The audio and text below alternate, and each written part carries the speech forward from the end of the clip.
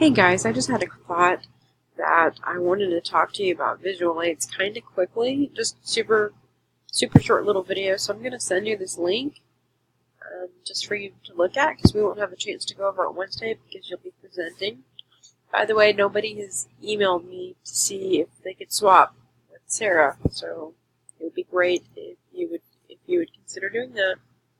So looking at your visual aids, there was a question today about what you can use for visual aids. So keep in mind, visual aids can be just you. So a lot of you guys were talking about, let's say you did a speech about athleticism or health, then you yourself can be the visual aid and what kind of clothing you're wearing or what kind of accessories you're going to need. So let's say also you could use movement.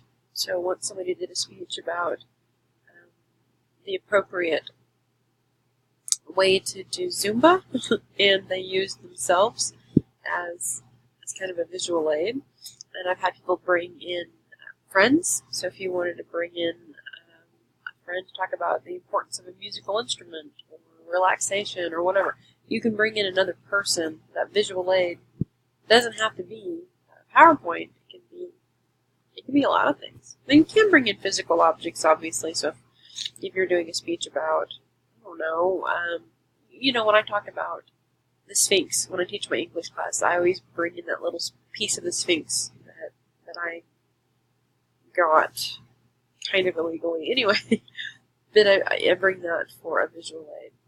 So you can bring objects if you want. The weird thing about those is if you're passing them around, sometimes it gets a little bit clunky.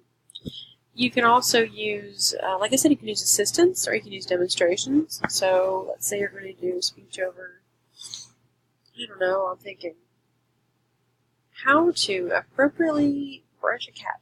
I might bring in a cat and actually do that. Just be careful with something like that because certain things like that, animals, you just can't. You have no idea how they're going to react, and this could end up looking at bad.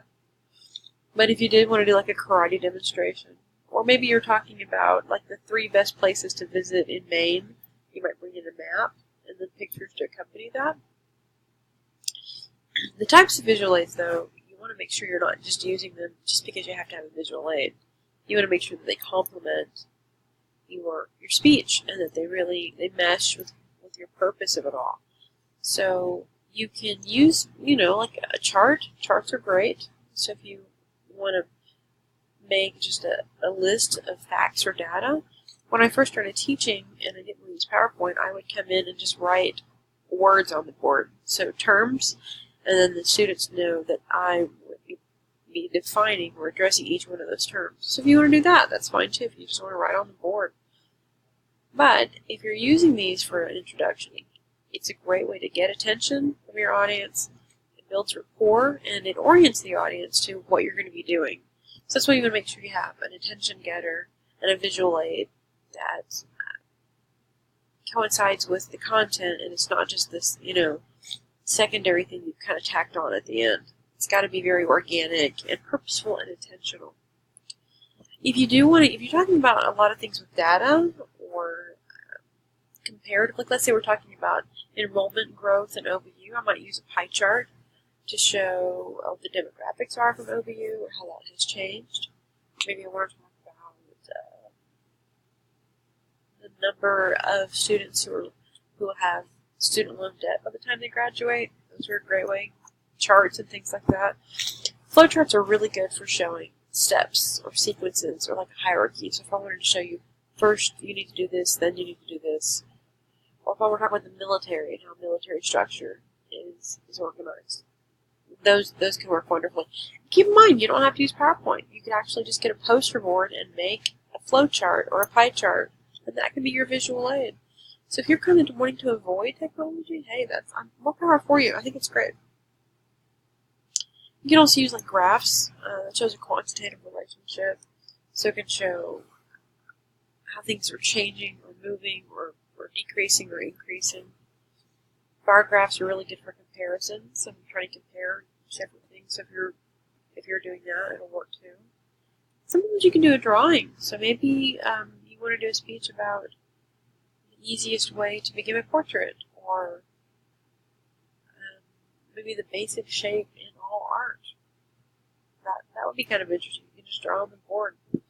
You can also use photographs. So if we're talking about best places to visit Maine, you might want to bring in your vacation photos. Not too many. You've got a captive audience, but let's not take advantage of that. Now, in terms of audio and video, there's nothing wrong with doing that too. So if I were talking about the importance of learning Spanish, or a new kind of music, or the relaxation of something, you could bring in just a quick recording of something that makes that point. And you could also do a little video. So if you were going to do a speech about like how to parallel park, you could just do a quick video. Keep in mind, though, that you time that with your speech. Okay? I really think they're important because it does make the presentations more interesting. It does engage your audience more. They have something to look at. It's not necessarily your face, so that's a good thing. And you can really simplify complicated topics. So if you've got something that you really want the audience to know, I think it's a great way of, we're very visual, so this is a visual way of learning. And students learn on many levels. So you can orally give them the information, but also having a visual component touches on many pedagogical levels. And I really do think they remember it. So later on, if years later, we'll talk to somebody about a speech that was done in class, and they'll say, "Oh, is that the person that brought in the handouts, or is this the person that made a pancake in front of everybody?" They remember that a lot. Just make sure they support your point. Analyze your audience and make sure it's an appropriate visual aid. So you don't want to bring in something that's too snarky or ironic or sarcastic. It has to be, again, intentional. And make sure that if you are using video or audio that you've practiced, that it's going to work. Sometimes it doesn't work. I don't even know if we have a speaker in that room, but you could use your computer or your phone or something like that would be hot enough. And if you let me know in advance, I have a Bluetooth speaker I'll happily bring in for you, okay? Make sure that if you are having a visual aid that's large, so if you're going to use a poster board, then absolutely use a poster board that's really, really large. I've had people come in and say, okay, I'm going to show them the pie graph, and they did it on a piece of notebook paper, so nobody can really see it. Make sure it's legible. So if you are going to create your own poster, you probably don't want to have my handwriting. You can have somebody who has really good handwriting. And don't get so much information on there that your audience can't decipher what's important. So keep them very simple. Keep them really straightforward. Now, if you are going to use PowerPoint, that's fine. Just keep a couple of rules in mind. One, use a nice proper contrast. You don't want to have a dark background and dark font. Weird colors of fonts. You don't want to put too much on one slide. Usually 5 ideas or 5 lines on a PowerPoint is enough, and 1 concept per slide. So just make sure that it's not super busy. Think of it as a yearbook design. You want it kind of elegant and straightforward. Make them accessible to everyone, and don't forget, this is huge, that if you are using PowerPoint, don't just stare at the screen. I hope you understand that as I'm saying this to you, I'm like shaking my head at the computer, because it's really important. I see a lot of students who get so engaged in using the PowerPoint that they're staring at the screen and not looking at their audience. This should be an ancillary supplement to your speech, not the entire speech. And that's it. That's all I have for you today. So don't forget this. We begin this. Oh my gosh, we begin Wednesday. You've got 5 people going. I'm sorry, 6 people going. Please, guys, if you could text me or email me that if anybody is willing to swap with Sarah, that would be great. If you miss your allotted time, there's no guarantee that I'll be able to fit you in later. So it's just really important that you're there and prepared. Don't forget to text me or email me if you have any questions. I'm here for you. I'm going to see you guys Wednesday for the big day.